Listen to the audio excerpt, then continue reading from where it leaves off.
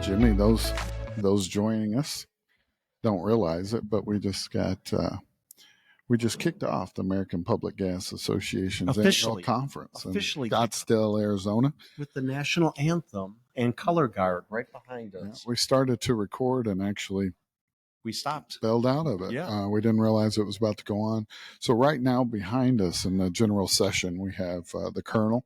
Yes, about to get ready to open this conference. So we're excited. One of our good friends involved in American Public Gas Association. Well, you say one of our good friends who, it was fun earlier today when you and I went back and forth talking about all the friends and all the, I don't even want to say clients because yes, they're clients, but first and foremost, they're friends. We have so many relationships here, not to mention also our strong relationship with the APGA and their team.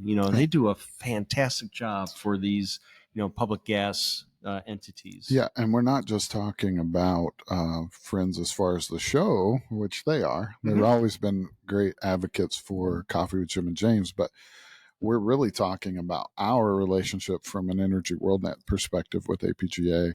We've done business and served their clients and our clients respectfully, mutually for a long time. Yeah, absolutely. And so whether it's the safety culture perception survey that we've partnered with them, or webinars, or TBD, right? Yeah, we've spoken a lot at different events. Yeah, the presentations we've done have been very consistent through it. But at the end of it all, you say it all the time, this industry is about relationships, and some of those folks we do consider great friends. Oh, absolutely. And we talked about it earlier, though, when Aaron and Stuart from the APGA and you and I get on a mutual call. And it's not a formal call where we're in front of the camera going, somebody could be in their yard doing something, talking on the cell phone. We're, laughing, we're having fun. We're collaborating, we're getting things done, we're setting things up. But again, it's just the friendship that we have. And when you have those relationships, things go very quickly. You know what I'm saying? Not a lot of roadblocks. We always see the positives. They like that. Did you hear them clap behind us? Was that nice? Probably not. So it's kind of strange for us. And with full disclosure, we are recording the podcast version. So we made a little bit of a pivot over the last couple of weeks at the live shows to where we want to put out the smaller content all the time so people can get a window into the event, but also we don't want to leave our podcast people behind, right? No. So what we're going to begin to do is record kind of an intro and an outro that is the podcast version, right? Yeah. So that we can bring those folks along. So this is the first one, if you will. Well, welcome. You know what we always say? First podcast. What do we always say? You don't have to be great. What is it? The term that Zig Ziglar says? You don't have to be great to start, but you do have to be start to be you great. Have to start to great, yeah, absolutely. And one thing I love about this migration, this journey for us, James, is that we're always learning. Yep. You and I are always talking about how can we bring back the messages to the industries better. And when I say industries, it goes well beyond just the natural gas industry. And I think people can, pick up understandings and best practices and thought leadership and use those, in our industry or outside of our industry. Absolutely. And we'll see that on full display this week, honestly, at this event. For those that don't know, this event, I've been involved with the Fall Ops Conference for several years now, spoken there, and I think we'll probably speak again this year. But this one, it's really built around families, which I like. It's summertime. It's always at a great venue that supports bringing your family, your spouse, your kiddos, so that you can really enjoy it. A lot of our industry, we say it is built on relationships. You say it all the time. And some of those bonds and relationships happen between our families, if we're going to be honest, right? When our wives get together and our kids play together at the pool or whatever it might be, those are the moments, right? Well, those are the moments. And you got the ability to bring your family this time, Clark, didn't you? I mean, I'm sorry, James. Did I say Great Clark? American Road Trip. National Lampoons for sure. No, I did. My wife actually, way down the hall, I don't think you can see it. Oh, we're on audio. It doesn't really matter. way in the back. She is taking headshots for the APGA this week. And so that's kind of cool. Speaking of family affair, right? That's and so we decided, since we're both going to be here, why not grab the kids and bring them with us? So they'll be cleaning up after we eat. No, I'm just kidding. No, they're not working. But anyhow, neat to bring us all here. Yeah, We did. We went on the road trip. We went to the Grand Canyon. We did what all an the things. experience. Amazing. That's going to man. last. I'm telling you, That'll if be a you've never family been, memory for yeah, longevity. I'll just put it yeah, that way. and we'll also remember the heat from Oh, this. it was 117, I think, when I landed on Saturday. Pretty much the script for the whole week is in Let me just the be clear. multiple. A dry triple heat digits. does not make it any better than I know people tried to sell me on that all week. Oh, it's a it's different hot. type of heat. And I'm like, I grew up in West Texas. I know that kind too. It's hot. Yeah, It's hot. dry heat is. I always go back to go. Well, yeah, but in humid places they tell you it feels like this, Yeah. right? Well, it feels like that here. I don't care who you are. It doesn't feel It's like hot, it. man. It is here. Yeah. I mean, the temperature was 117, I believe Yeah. it was. When Beautiful place, though. I've never been to Scottsdale, so it was a neat experience. You've never been here? No, Oh, it's just beautiful. never got to experience it. It's beautiful. Yeah, we're currently at a Westin Kierland complex, which is wonderful. Everything's under one roof, where you can go to and from without going outside. But the view to the mountains and such like that around here are breathtaking. I'll tell you, the mornings. I don't know if you saw the sunrise. Yeah, about 4:45, the sun starts to rise here. They do not do daylight savings time here, because I learned too. I actually learned that the hard way. Well, they do it because they don't want more light at the end of the day when it's hot. They would rather have their light in the morning. That makes perfect sense. Yeah, and everybody's out running and gardening. It's different here, right? Xenoscape, but it's neat. The kids, we've enjoyed it. It's a beautiful area, and like you said, you just can't go wrong. Everywhere you look is beautiful. Do a lot of living between the hours of 3 and 4 in the morning. I'm sorry, 4 in the morning through 6 in the morning, and then at the end of the days when that sun goes down. So we're here all week. Agenda's pretty solid when you look at it. I was looking at it again this morning. We're going to be passing the gavel right at the end of this whole thing to the new chair. Yeah, John, our good dear friend, and we've known Colonel. John. I've actually known him. Gosh, it goes back to, I think, an APGA event out in Clearwater. Probably in 2015 or 16, when John When I was in high Olszewski school. and I. Well, you were in high I'm school. just kidding. You were, yeah. But we've known the Colonel for a long time. We call him that with affection. He's retired military, and he is just a beacon. But he is handing over the gavel this time to Chris Latch, I believe, from Corinth, Mississippi.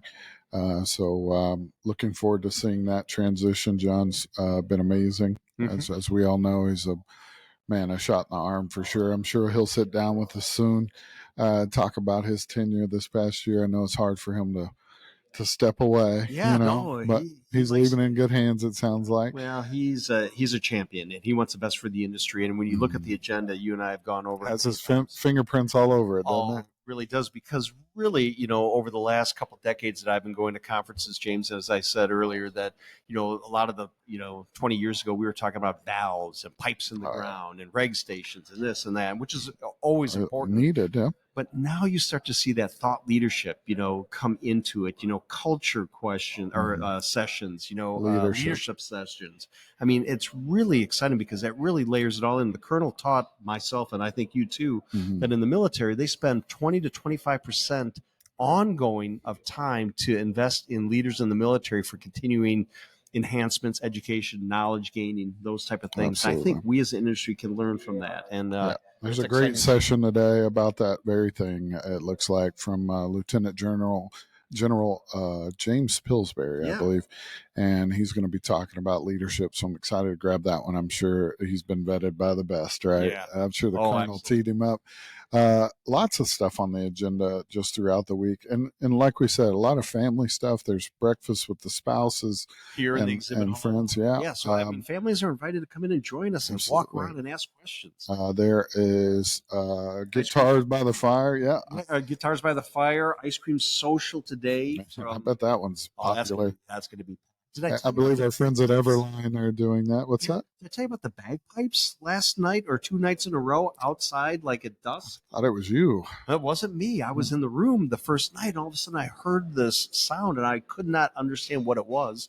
And I opened up the door, and looked outside, and there was a gentleman in full kilt playing the bagpipes for like 20 minutes during like dusk. That's pretty impressive. And it was really cool. And the echo, because of the way the hotel is shaped like a U, the sound just carried all throughout that. It was really wonderful. Very cool. Very cool. So 2 or 3 days here. I think it wraps up Wednesday morning. So we're going to be bringing all the live content that we can as we grab people and can share that on socials. We'll be doing that.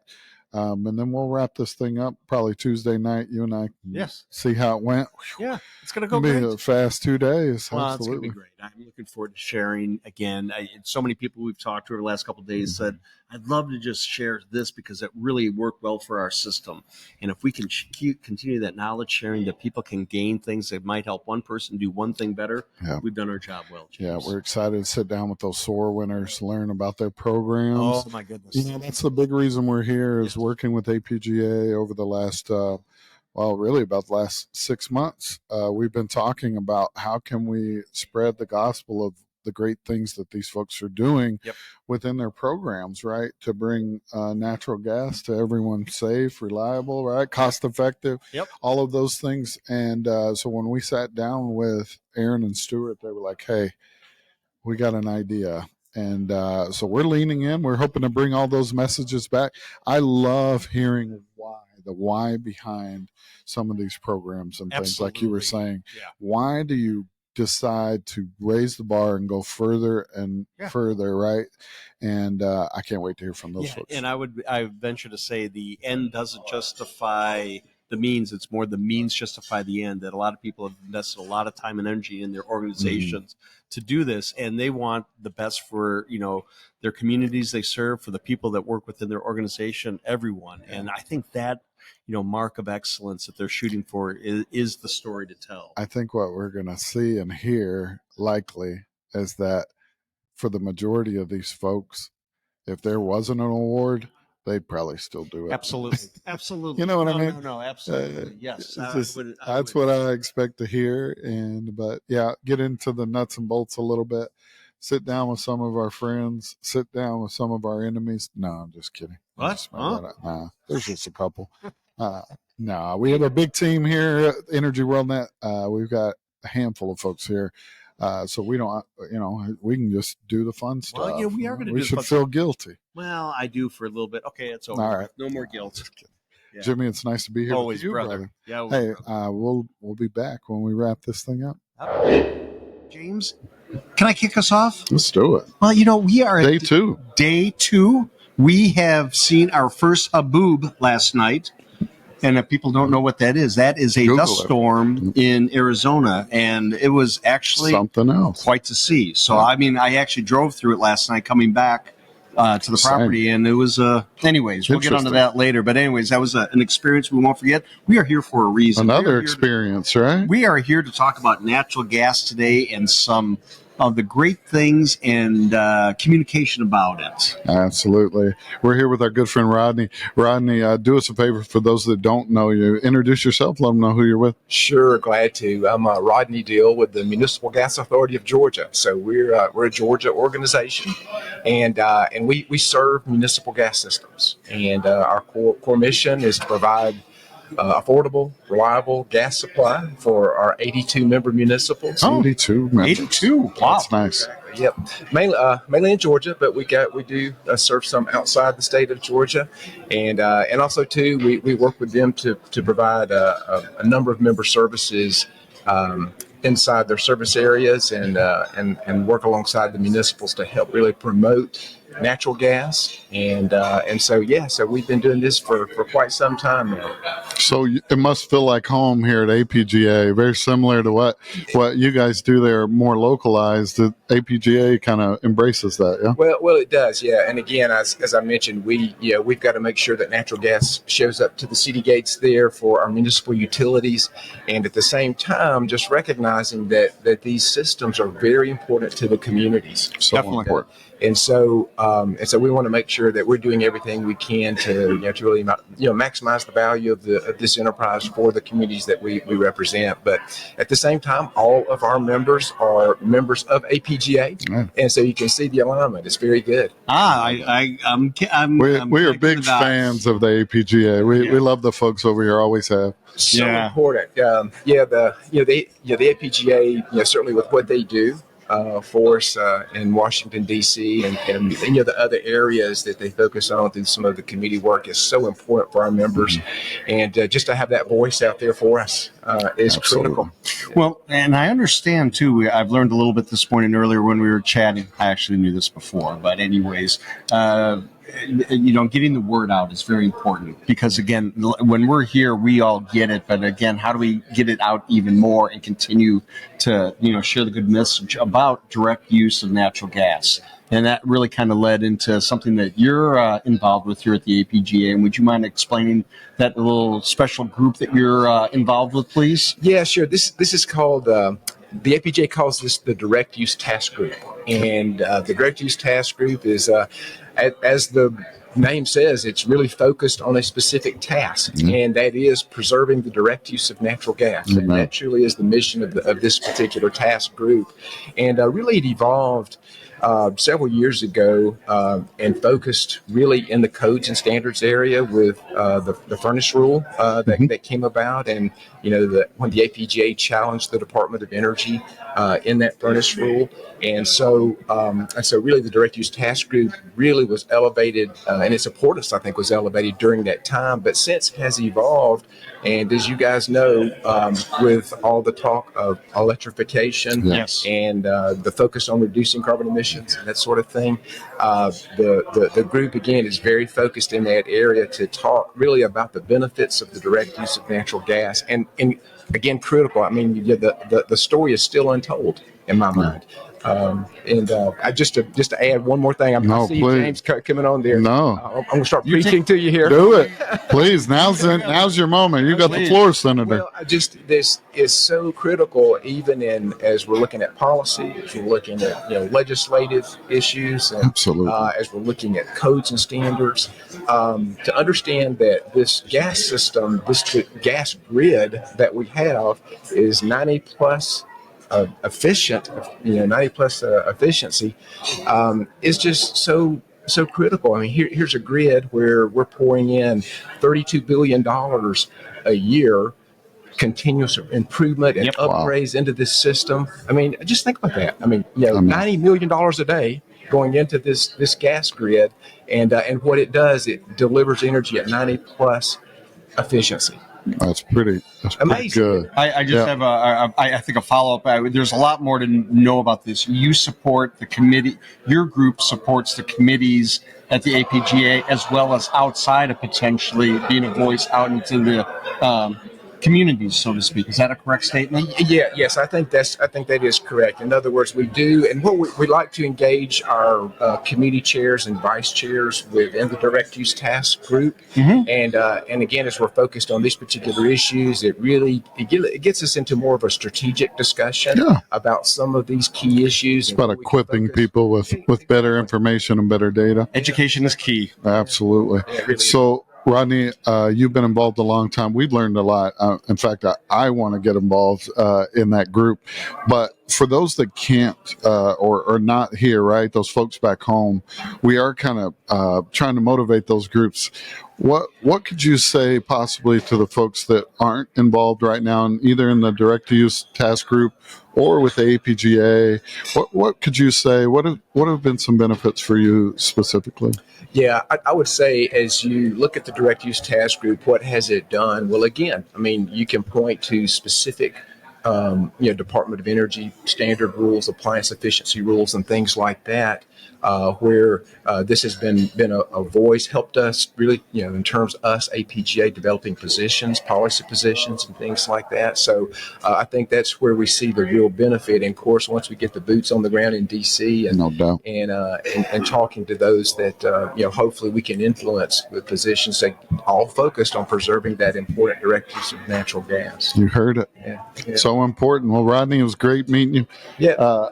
And we appreciate everything you do for us in this industry, and especially on that group. Yeah. And hopefully we motivated some folks to come join us. Huh? I hope so. too. All right. So too. Hey, if you need some more info on it, we know a guy. We do. know a guy. All right. Hey, we'll be back. Come and join us. Jimmy, we were just sitting here drinking coffee, and Rodney Deal just slides in almost like Tom Cruise. That's Right? Came running out of the session to Hey, see us. so guys, I'm in this opening session, and I just felt like I left something on the table. Rodney, do us a favor, reintroduce yourself. I sure will, James. Yeah, thanks again. I'm Rodney Deal with the Municipal Gas Authority of Georgia, and as we mentioned earlier, I'm going in as chair of the Direct Use Task Group Absolutely. for APGA. And yeah, I was thinking about one of the key initiatives from the Direct Use Task Group, and certainly you guys understand the pressure on utilities right now to reduce emissions. A lot. It really is. I mean, Yes. there's a lot of pressure right now. Now I'm going to come on the opposite end of that and just say one of the key things that our energy systems do, these gas systems is really providing low cost energy, for Absolutely. customers, businesses, industry, and that's key. And we talked about this efficient system earlier, right? Yep. Okay, the direct use, this 90 plus efficient system delivering low cost energy. Well, at the same time, one thing that municipal utilities have always, it's a culture in my mind of just continuous improvement of reducing methane on their systems. Okay, Sure. so that's just been really a safety practice in my mind. And so there's very low methane emissions on a system. What's happening though is that we're having to communicate that to the public, to stakeholders and policymakers, and Show that roadmap. yeah, exactly. And so what the Direct Use Task Group is really focused on and has created is this environmental roadmap that helps municipal utilities see where they are, okay, in terms of methane emissions, Yep. okay, and then also too it helps them to track to improve where they are incrementally even more, whether it's customer emissions, whether it's research and development, whether it's construction practices on their distribution system, Right. okay, O&M practices. So to me, it's really important because we're already in a good place in terms of emission reductions, but now we've got a better roadmap, and this will turn into a good communication vehicle for our municipal utilities. Yeah. And your goal is probably to have every member of the APGA utilize that. Would be a goal of yours? Yes, I think the Direct Use Task Group and APGA is to get this roadmap out to our member systems, have them, look at this roadmap as a very, qualitative, quantitative Absolutely. tool, and then also too, it can be used once we get this in place. We can use this really to communicate to councils, to the public, to the community. Right. Yeah, Absolutely. Well, Rodney, that's just some of the awesome work coming out of the Direct Use Task Group, right? And critical. So again, if we need to get folks in there, we need to get more folks involved, and also just aware of what's coming out of there so that we can utilize those tools as well, right? I think awareness is key. Absolutely. Well, you heard it first right here. Yeah. Awareness from the Direct Use Task Group. And we're going to be on call because if there's more APBs we need, we're going to I'm have. telling you, I've talked about Excitement is just incredible in there. Find some friends. All right. Hey, we'll be back. Jimmy, we're here with a legend, an are. OG, if you will. An Truly OQOG. Yeah. Is that we need another acronym like we need a scary. Yeah. Mike and I have known each other for when one of us was young and good looking, and now. But anyways, no, it's Thanks great. for saying Mike. that. Yeah. No, it's great to have Mike here and talk about some of the legacy. But I think first, Mike, you would please introduce yourself so people thank know you. where you are now. My name is Mike Comstock, and I worked for the city of Mesa for 30 years. I Absolutely. retired as the director of energy there, and then did a little consulting work, and I'm with Everline Consultants now out of Houston, Texas. Shout out. We do a little, plug here, but I like we 'em. do consulting work for distribution companies and midstream companies. But, very well known, and yeah. It's an exciting time. Yeah. And you get a chance to take the 30 years that you put in somewhere, help other folks meet the regulatory involvement. So I'm looking forward to it. Well, we have a lot of good friends over at Everline, and apparently you have to be named Mike to work there. So that's part of the requirement. Okay, just to break it down real quick, at the booth, I think 3 out of the 4 people are named Mike. That's right. It's easy. Name tags are Yeah, easy. you can just say Mike and everyone turns Yeah, around. that's right. It's very efficient. I like what y'all are doing there. But that's not why we're here. And if I may, today is July 19th, right? 2023. Okay. This day, 39 years ago, I walked into the city of Mesa as a utilities helper. And I had a form. I just got to do a shout out to my foreman. His name was Victor Escobedo. He gave me a shovel, and he burned my initials into the shovel with a torch. And he said, "No, I don't want you to talk for 6 months." And he was serious about that. He taught me more about the gas industry than I've ever learned in those. So he wanted you to listen. Yeah. Okay. And I think that's an important message to send, is that sometimes it's okay to listen to the things that you're doing out there. But a little bit of homage to Victor, who taught me a lot over the Mr. Escobedo, we don't know where you are right now, but shout out. Yeah, so I just wanted to Love mention that today. It's an interesting day. That's why we sit down and do this stuff, Mike. I can't tell you how many stories we've heard from folks just like that. Their origin stories is what we say. So Love them. Hearing some of your background's amazing, and we've been excited. I know we were talking about what came up here recently was the picture you posted. Was it you or you were tagged on LinkedIn with those OGs that we talked about? We were in Las Vegas at the American Society of Mechanical Engineering. It's an annual review process. Yeah. And the standard B31Q for operator qualification was developed through that group. And in Las Vegas that week were the current chairman, Mike Burkhart, and then 4 former chairmen of the group, which included Jerry Schmidt of Southwest Gas, Darren Moore. I'm not sure who Darren's working with now, but he was with Paso at the time. And Darren was actually targeted with getting the standard published. Wow. And then I took over as chairman shortly after that. And then, of course, Byron Abels was there, who worked for Colonial on the training side. And then Brad Heck. Yeah. We know Brad well. Knows Brad. We've had Brad on the show. And he was with Miller Pipeline. And was forever. But Florida Brad, resident too. Yeah, exactly. And Brad was representing contractors, which was there was a whole process putting these folks together. And then finally was Warren Miller, who was working for PHMSA at the time. And we just happened to be at the same place at the same time. So. And had an epic picture taken. Yeah, we got a chance to memorialize that we're still alive. So that's a good thing. Right? And OQ is too. And OQ is, OQ continues to grow and expand. And we thought it was unique that it was 20 years old to the week when we were up. Oh, is that right? Right. So the rule, it came out in 2004. It was just turning 20. So it was an interesting time to see how the industry has adopted that. And let me ask you this question. I want to go back in time. In 2004, when you all were, as that group, the OGs, as we call it, did you think that OQ would be where it is today, or at a different part? I think we had high hopes that it would be accepted by the industry. Okay. And, worked with it with the regulators. I mean, there was a lot of questions back then. Is how do you qualify a workforce that's been in place for decades? Sure. And the industry came through with some ideas.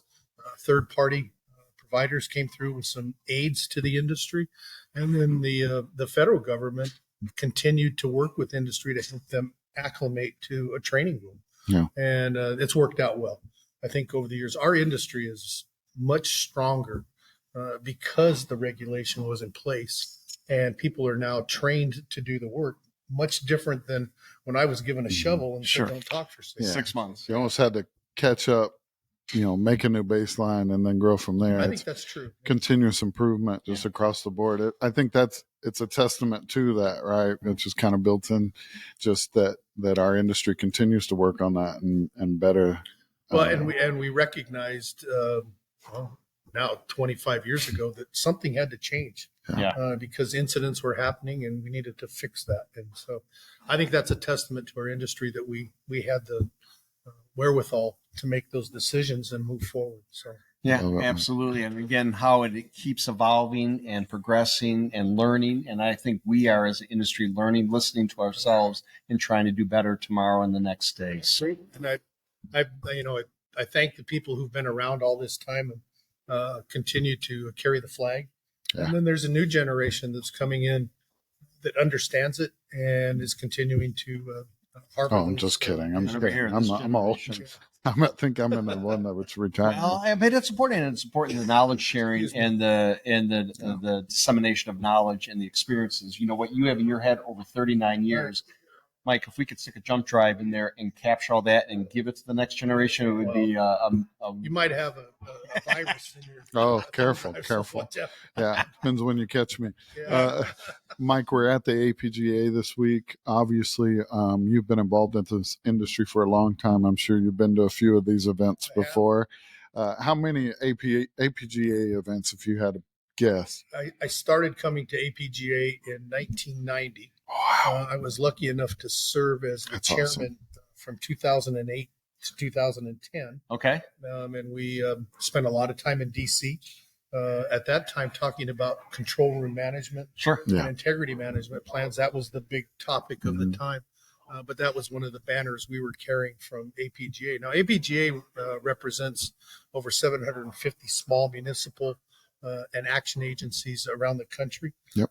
Their focus is, of course, on hometown utilities. Yep. And they carry a large banner to the Hill with our congressional people there on what are smart rules that apply to smaller operators. You know, the big guys are big, and that's good. We've got to have them. But there is a lot of folks out there who have 20,000, 30,000, 40,000 customers. Right. And they need the same kind of level of safety. Yep. But they don't necessarily have all the resources that other Has bigger the scale, right? That's Yeah. the scale. How do you- And APGA has been a banner carrier for that for almost 60 years now. So, Yeah, it's quite a legacy, and it continues to grow. You know, at our event right now, the annual event, we have a wonderful representation of the members from across the country, but not everybody could come. Any takeaways for the folks that maybe couldn't come to this one? Anything that you want to share with them? Well, I'll share a couple of things. One is that you missed a great dust storm last night. Oh, Yeah, the haboob. haboob, yes. Yep. Yeah. I mentioned the word haboob. This doesn't play out. Or a dust storm. A dust storm. Yeah. But I think what you might want to take away from this is that the association is extremely active. Yeah. And that even though you can't be here, the resources from the office in DC are extremely Still- important to you as an operator. And I would leverage that. I would encourage them to leverage that, make that call, get in touch with the folks in the office with your questions, concerns, and let them help you navigate some of those areas that you may not just be as familiar with as you need to be. As James sometimes says, don't suffer in silence. And if you have a question or a need or an idea, reach out to your network. right. Especially the APGA is a outstanding organization to do that. I think they're well placed to help folks around the country. So my takeaway is give them a call.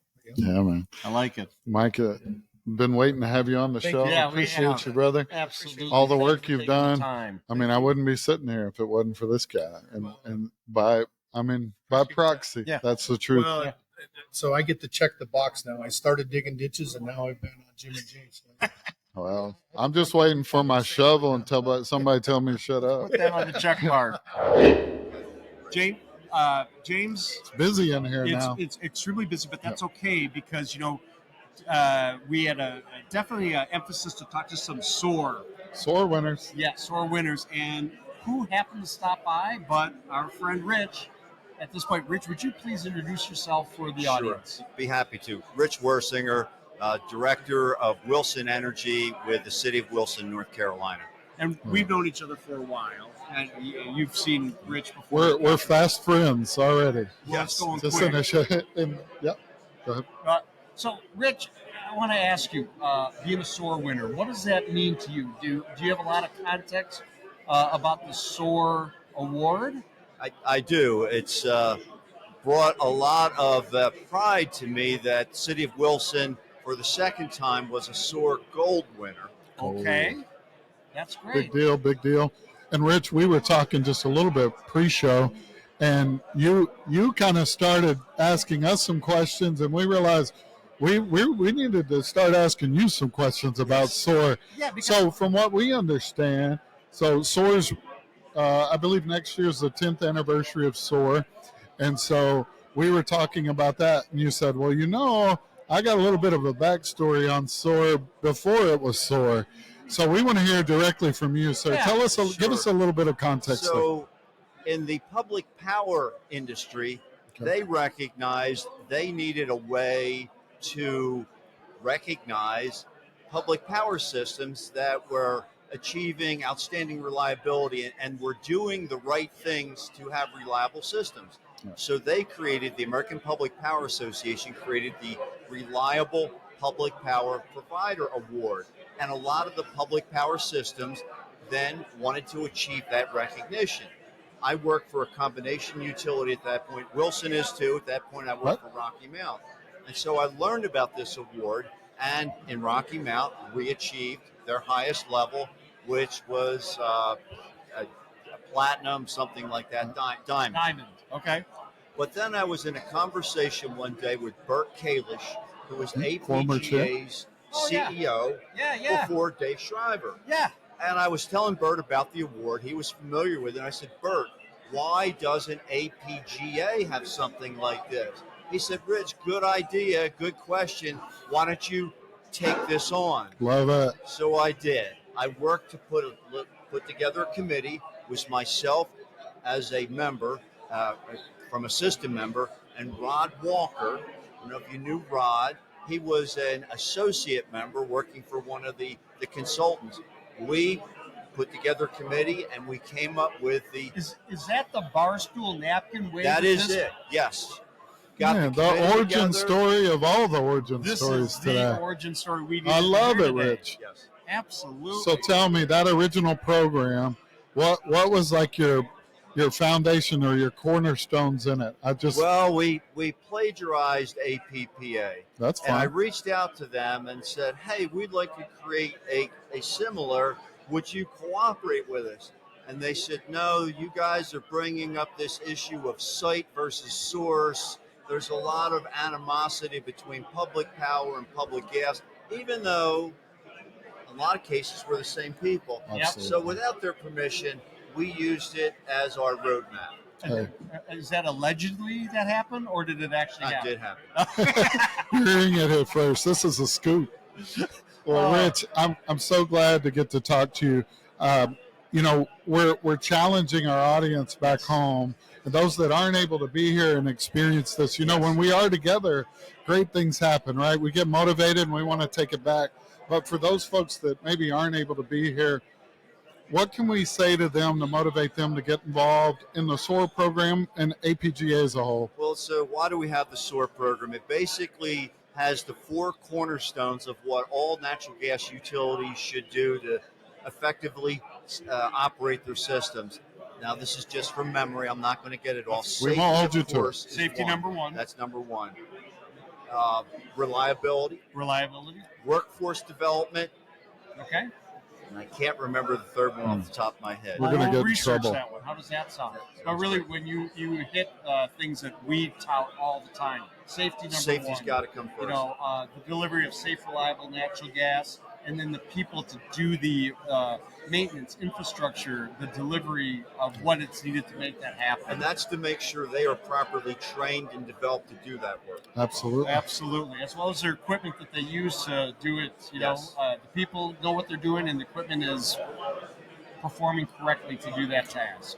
And, when we started this, we looked at it as a way to tell, by achieving this award, this allowed us to say to our city manager or governing board that, yes, it's not just Rich saying we're doing the right things. It is our peers that have said, these are the things you need to do, and we, in fact, are doing them.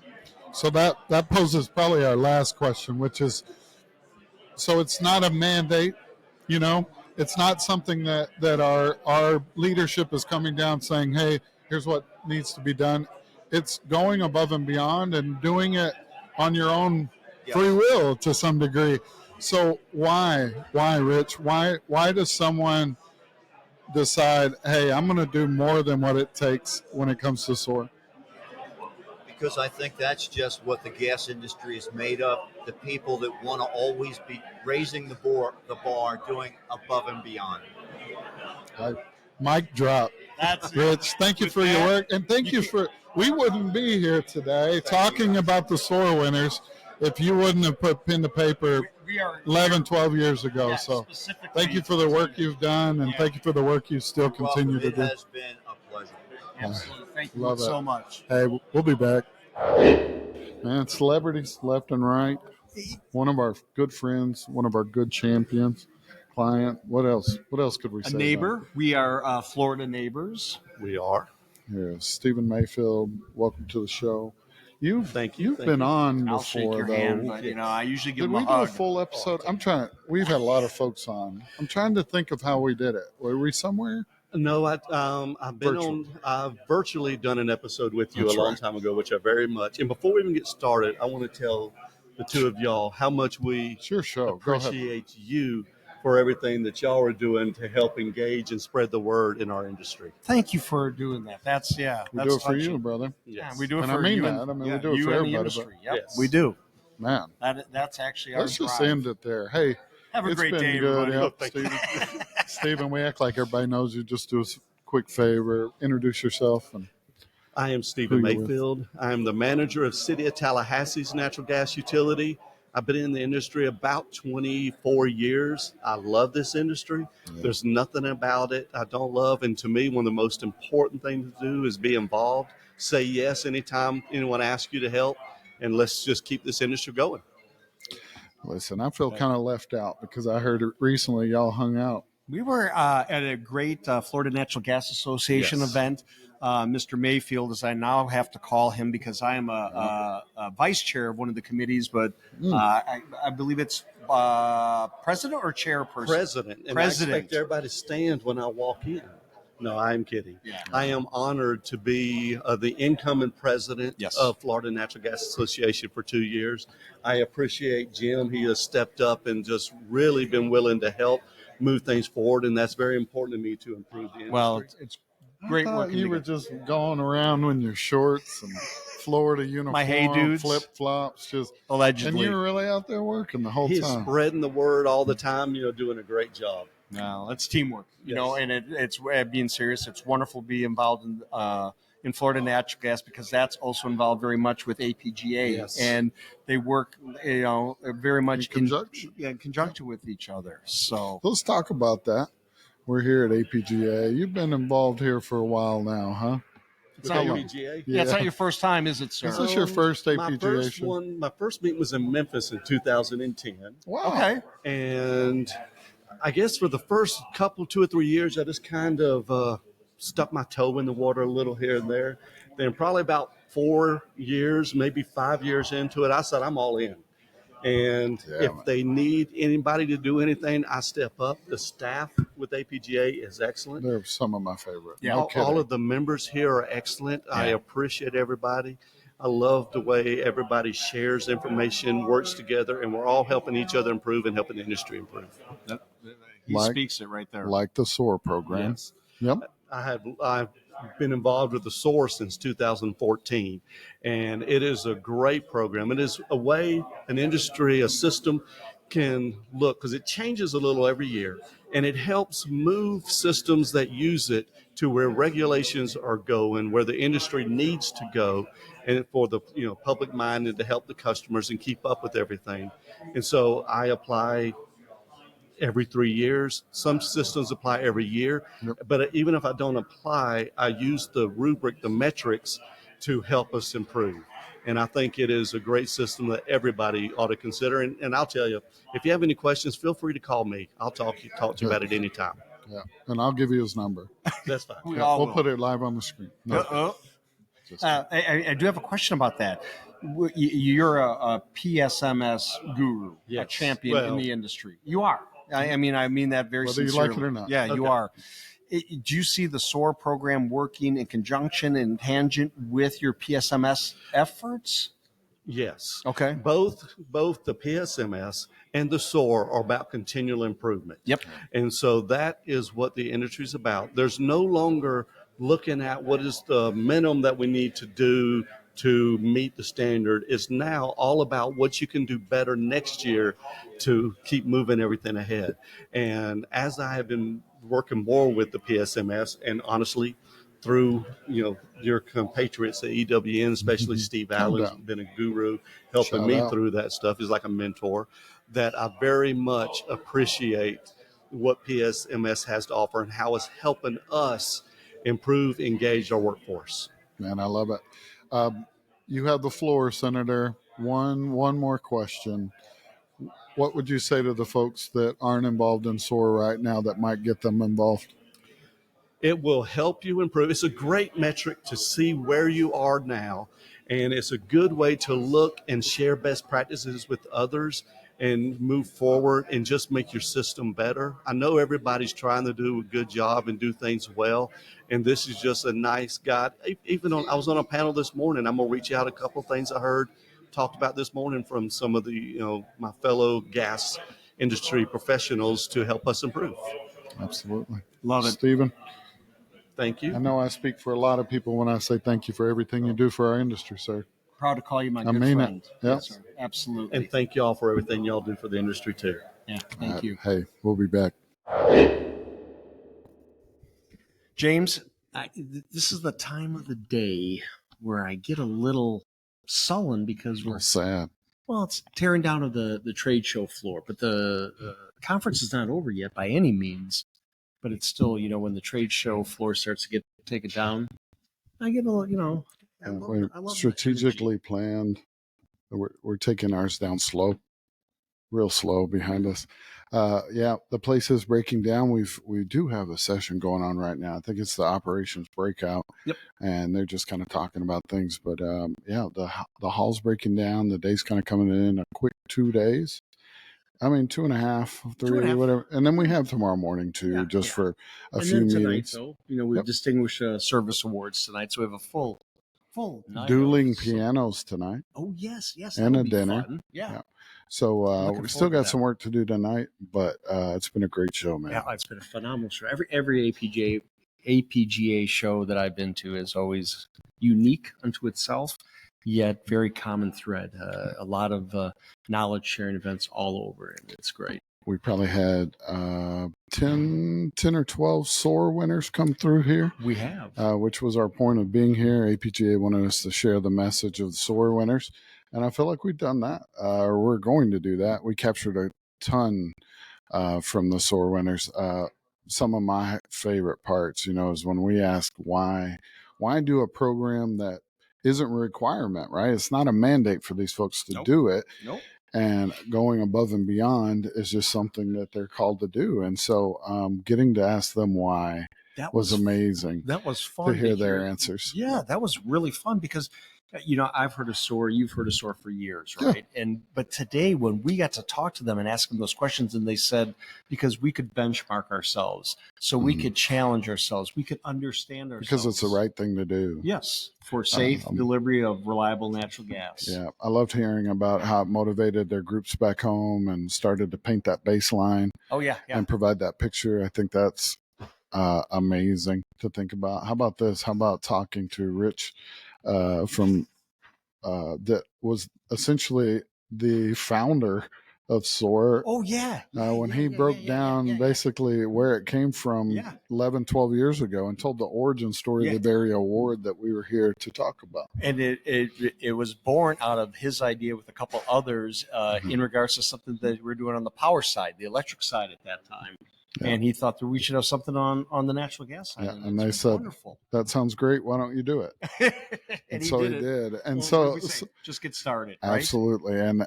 And, to be honest, we wouldn't be sitting here talking about the SOAR Awards. We wouldn't be sitting here talking about it if it wasn't for that guy. Yeah, we got to sit down with him. How about Mike Comstock? Oh, my gosh. You want to pull on an icon like that basically, again, we wouldn't be sitting here.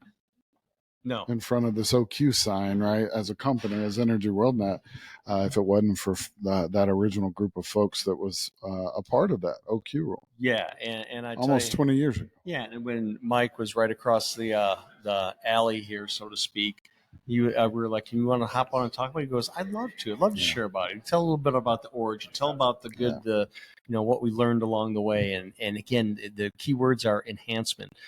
Continuing to improve. And whether you look at OQ or the SOAR awards or whatever, when you think about that in our industry, that's really exciting.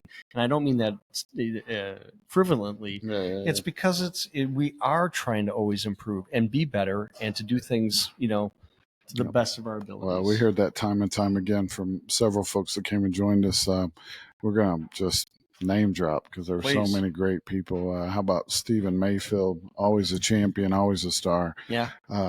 Mason. Getting to see him here, I'll tell you, Mayfield, you get to see him in action at FINGA. Yeah, all the time. Folks get to see him at ANGA too. he makes it over there sometimes, I think. And then also seeing him here at APGA, really in his element. He's something special. Our industry. I hope everybody realizes how awesome he is. And we got to share some words with him. Yeah.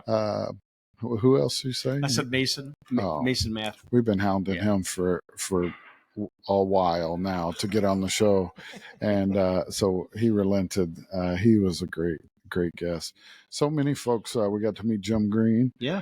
A bunch of clients. Wasn't he? It's neat to see people who know us long term as EWN. What I mean is people like Jeff and people that have been involved out there for a long time, and now we get to serve in that same capacity. So they're like, man, it's good to meet you. And they already know about us because of people like Jeff. Yeah. Interesting thing, too.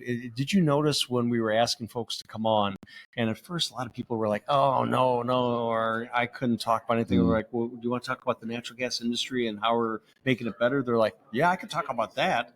And then, when you get something like that, then they're like, oh, I can, that sounds easy to do. For sure. Yeah, we've had some people be brave today and step on, Mason being one of those. Yeah. Talked to so many award winners, like we said. And, APGA has a special place in our heart. I think definitely, this without a doubt, just nails it even more. Great folks here. I can't say enough about them letting us be a part of the show. So thank you, APGA. Absolutely. Thank you, Aaron, and Stuart, and Dave, and everybody. All your help. Margette, thank you. Margette, yeah. Such a great group to work for and work with and serve this industry alongside. So that isn't lost on us. And we'll see you at the next show, I guess, huh, Jimmy? Well, definitely we'll see you at the next show, but we will, are we also going to see folks in Louisville? Yeah, we will. In the fall ops for APGA, we'll also be at LGA coming up. What else? OGA, Oklahoma Gas Association. Oklahoma. Yeah, go to Oklahoma. We're going to be representing there. I think we're going to make it out to Alabama and see Randall Hand and everybody out there. Pipeline Safety Conference. Absolutely. That's one of our favorites. And a few other stops. So we'll see you on the road. Absolutely, brother. Always a pleasure. Always, brother. All right. Hey, till next time. Absolutely. Y'all be safe.